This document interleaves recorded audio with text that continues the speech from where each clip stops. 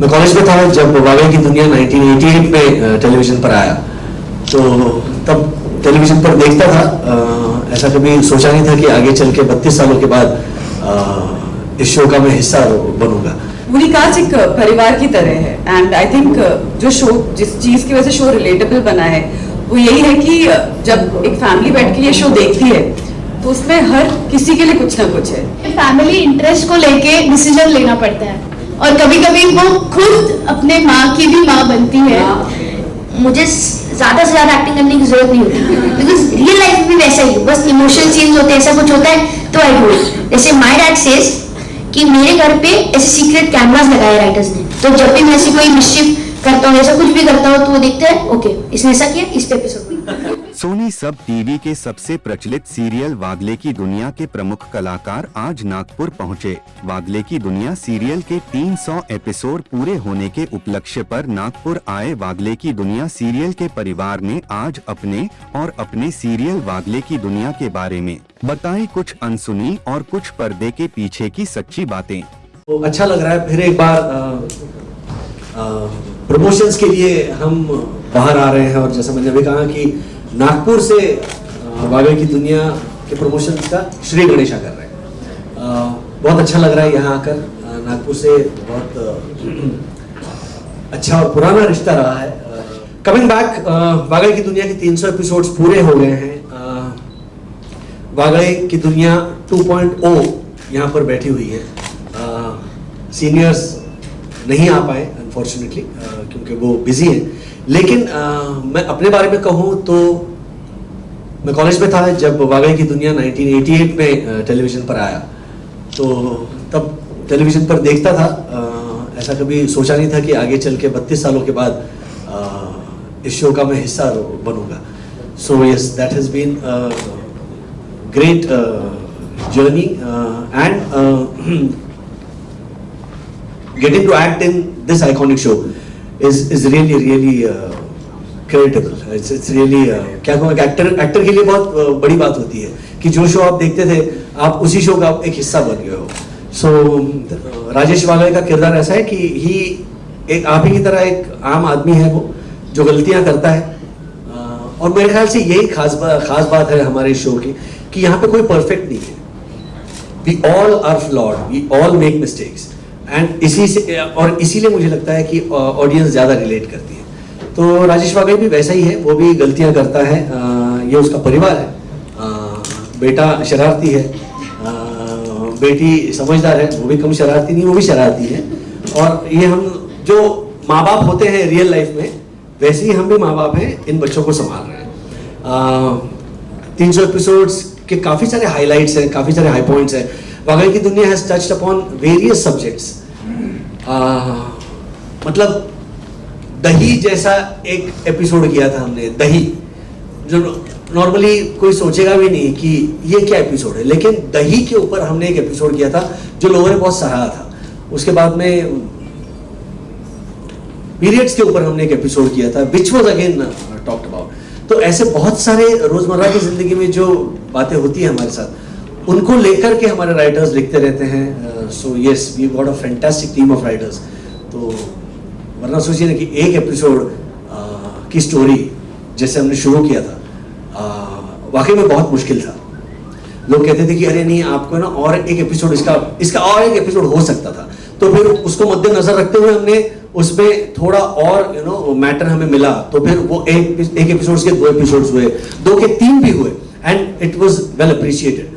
So coming back, बड़ा मजा आता है वागई की दुनिया में काम करके and to have such a wonderful cast. Over to you परिवार। Thank you.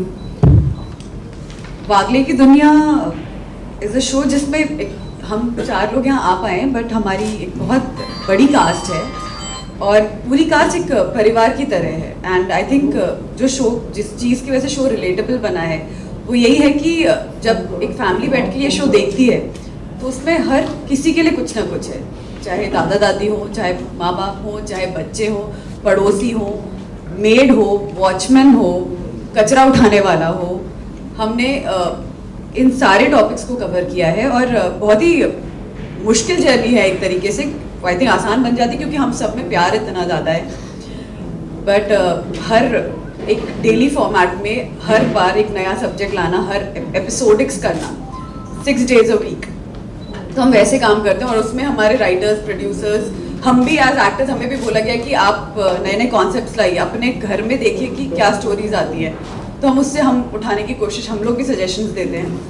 और इतने सब्जेक्ट्स हमने कवर किए हैं इस शो में के 300 एपिसोड में कि I think it's very difficult to even remember that. But इस प्रोसेस में हमने बहुत कुछ सीखा है। हमारी फैमिली से हमें ये फीडबैक मिला कि वो बहुत कुछ सीखते हैं। जैसे हमारे शो में एक कैरेक्टर है आशा करके, जो कि मेड बनी है।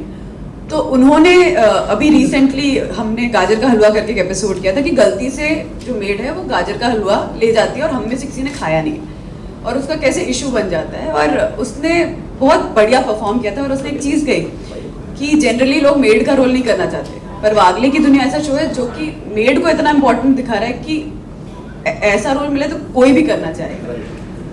सो वो स्टोरी है कि एक वॉचमैन है, तो वॉचमैन की भी अपनी एक जर्नी है। और कैसे हम एक नॉर्मल सोसाइटी में जब रहते तो हर कैरेक्टर कितना इंपॉर्टेंट होता है।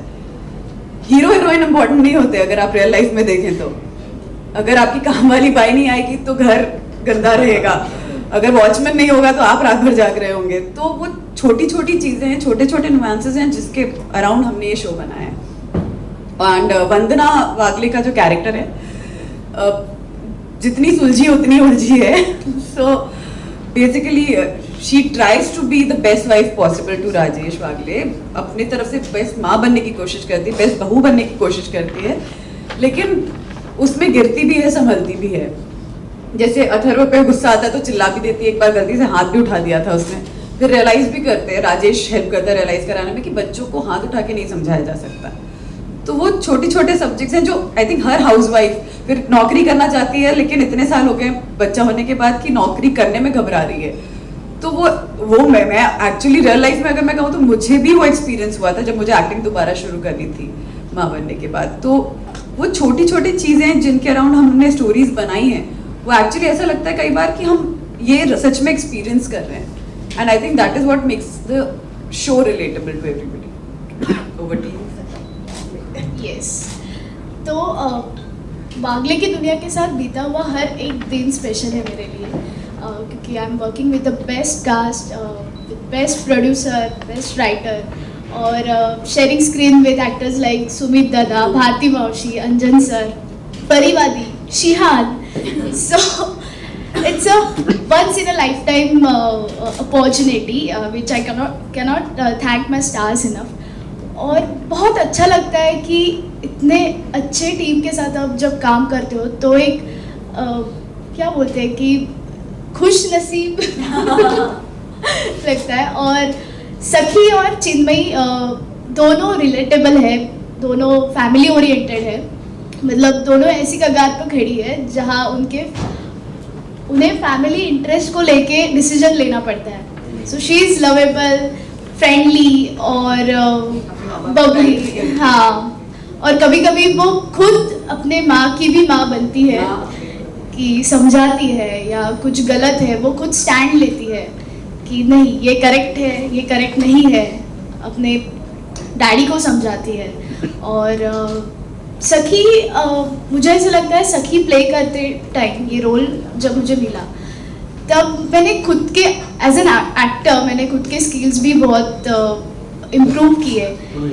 और like discovering from teenagers bond with her parents, then dealing with sensitive issues with grandparents, and suddenly becoming a mature girl and handling her younger brother. So yes, it's quite interesting और बहुत मज़ा आता है ये play करते हुए. So yes, और सखी इंस्पिरेशन बनी है यंगर गर्ल्स की. तो yes, सखी मुझे खुद को भी बहुत इंस्पायर करती है. Thank you.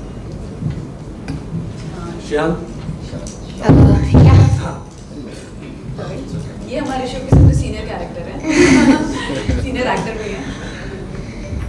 This is my first serial and मुझे ऐसा लगा नहीं था कि मुझे इतने अच्छे को एक्टर्स मिलेंगे, इतना अच्छा डायरेक्टर होगा, इतने अच्छे एडीज होंगे जो मुझे हेल्प करेंगे, मैं मिस्टेक करूँगा तो मुझे हेल्प करेंगे. जैसे आई थॉट कि शूटिंग में जाओगे इट वुड बी बोरिंग, वहाँ पे सब लोग थके होंगे, वहाँ पे ज़्यादा शूटिंग होती होगी, 12 आवर्स होता होगा तो सब लोग थके होते होंगे, बट ऐसा नहीं है। एंड अगर मैं सच बताऊँ तो व्हेनेवर आई प्ले अथर्व, मुझे ज़्यादा से ज़्यादा एक्टिंग करने की ज़रूरत नहीं होती, बिकॉज रियल लाइफ में भी वैसा ही है, बस इमोशनल सीन्स होते हैं, ऐसा कुछ होता है तो आई डू इट। जैसे माय डैड सेज कि मेरे घर पे ऐसे सीक्रेट कैमरास लगाए राइटर्स ने, तो जब भी मैं ऐसी कोई मिस्चिफ करता हूँ, ऐसा कुछ भी करता हूँ तो वो देखते हैं ओके इसने ऐसा किया इस पे एपिसोड में तो या इट्स वेरी फन।